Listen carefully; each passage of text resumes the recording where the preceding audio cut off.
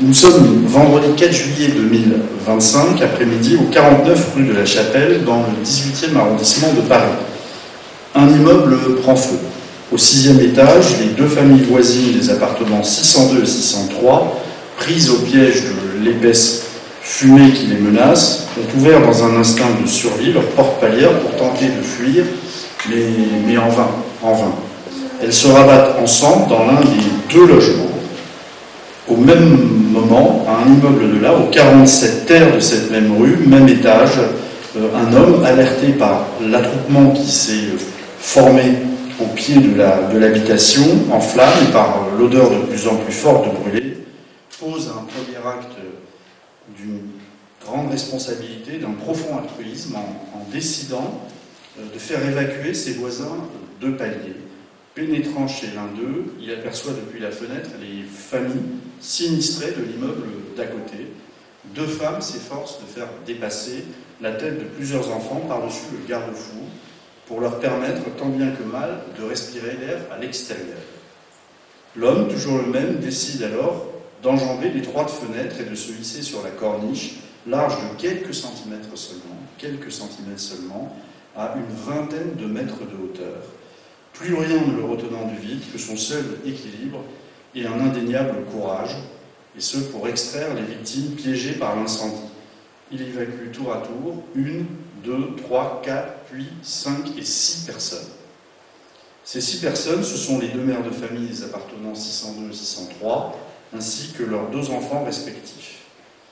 2 d'entre eux ne sont encore que des bébés, le plus jeune est âgé d'à peine 5 mois, et tous sont indemnes. L'homme, ce héros du 4 juillet 2025, c'est vous, monsieur Fossénouk Cissé. Vous l'ignorez sur le moment, bien sûr, mais la scène, votre geste est filmé et les images qui deviennent bientôt virales montrent votre intervention courageuse et salvatrice et votre admirable sang-froid. Elle raconte aussi l'histoire d'une main tendue, littéralement, dans la détresse et le danger. Une scène où, à l'instinct de vie des uns, répond le réflexe fraternel d'un autre. Là, au milieu des flammes, la lueur étincelante de la plus authentique humanité.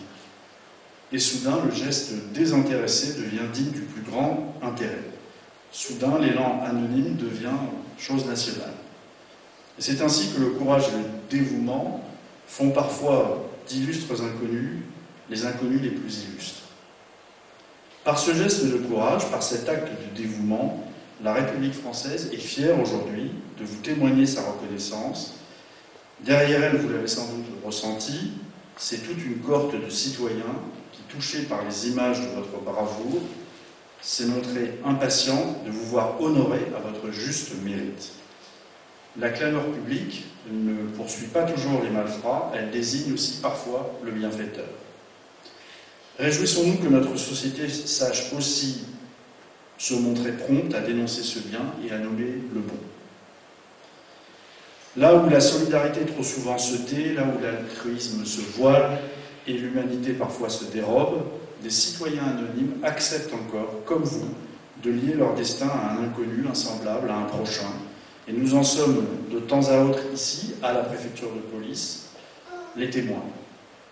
Cela mérite notre franche admiration et notre respect le plus sincère, sans détour, sans concession.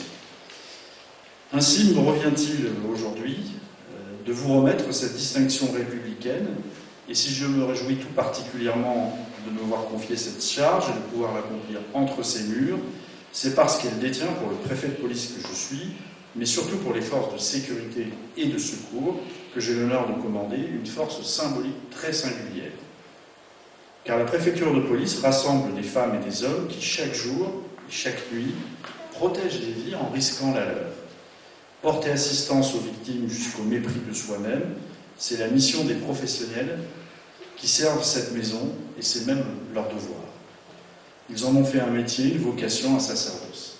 J'en suis le témoin quotidien, nos policiers et nos pompiers font le maximum, et pourtant, il arrive que ce maximum ne puisse pas tout.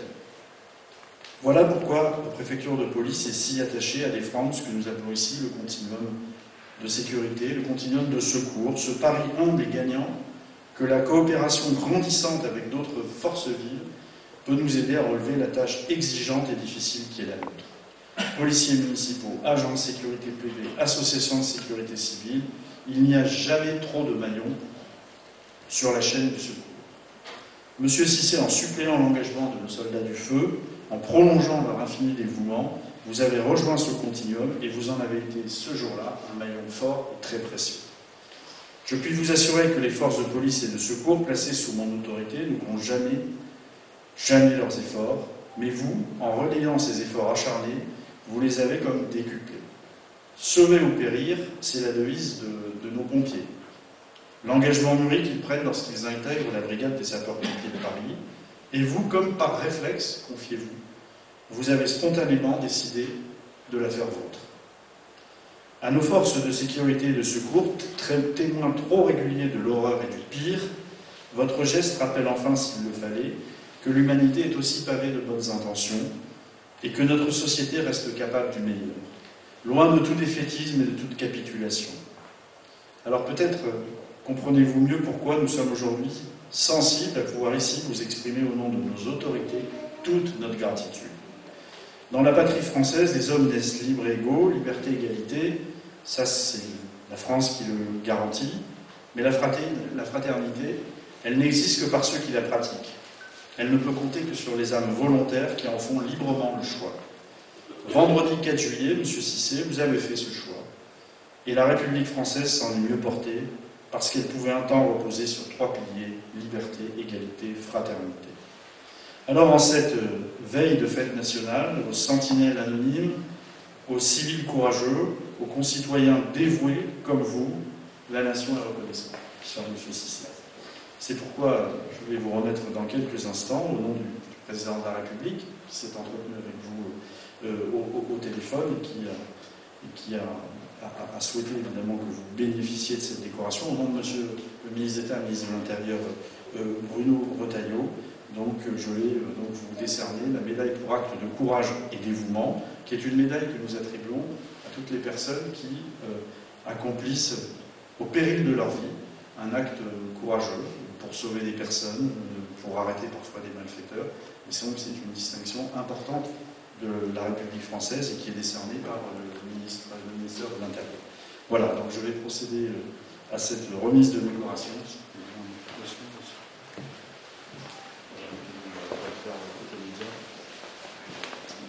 C'est bon pour les médias, vous savez.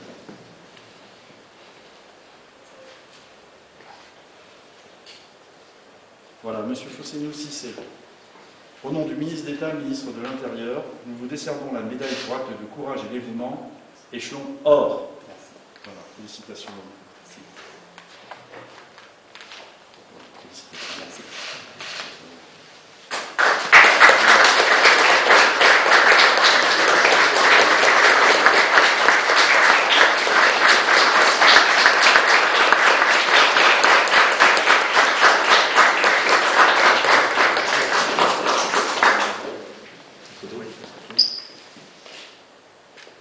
Merci à vous.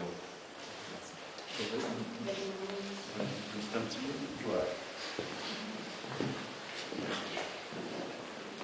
Bonsoir. Bonsoir à toutes et à tous. Bonsoir à toute cette assistance ici présente. Là, je voudrais adresser mes remerciements à monsieur le préfet, Laurent Nunez, préfet de police. Mais effectivement, remercier son Excellence M. Emmanuel Macron, président de la République, à toutes les autorités de la République française. Apparemment, je remercie aussi le ministre de l'Intérieur, M. Bruno Retailleau. Voilà, donc c'est par leur engagement et leur souhait qu'on puisse être là aujourd'hui, afin que cette médaille-là puisse être décernée à ma personne. Donc je vous remercie bien et je remercie toute la famille ici présente, mes proches, les amis, le commandant aussi des sapeurs-pompiers qui est ici présent, et monsieur le délégué, monsieur l'adjoint de la maire de Paris, Madame Hidalgo, que j'ai rencontrée d'ailleurs. Je la remercie pour la médaille qu'elle m'a attribuée, la médaille de merveille que j'ai reçue le jeudi dernier. Et je remercie tout le monde, les journalistes, Et je remercie aussi mon second, parce que c'est lui qui m'a secondé à faire cet acte-là. Donc c'est lui qui m'a aidé. À chaque fois que je passais, les bébés de l'autre fenêtre, c'est lui qui les retenait. Donc c'est lui, c'est le réceptionnaire, quoi, en fait. Voilà, je le remercie assez. Je remercie aussi des filles qui ont pu filmer cette vidéo-là à notre insu pour que ça puisse se propager partout dans les réseaux sociaux et dans les médias. Franchement, je leur dis merci, même si elles n'étaient pas là, elles ne sont pas là, du moins. Voilà, donc je remercie tout le monde et je remercie encore M. Laurent de votre. Merci à vous. Merci beaucoup.